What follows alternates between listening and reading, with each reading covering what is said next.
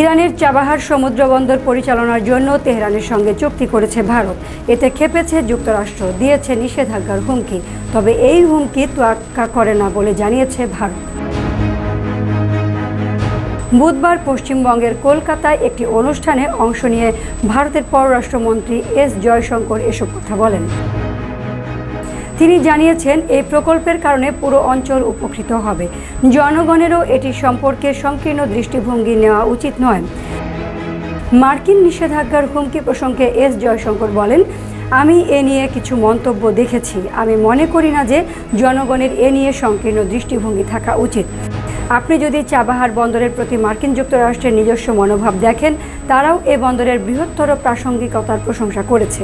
আমরা এটিতে কাজ করব।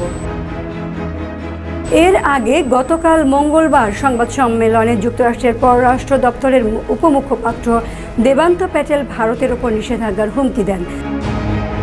তিনি বলেন, ইরানের ওপর যুক্তরাষ্ট্রের নিষেধাজ্ঞা এখনও কার্যকর। এসব নিষেধাজ্ঞা আরও জোরদার করা হবে।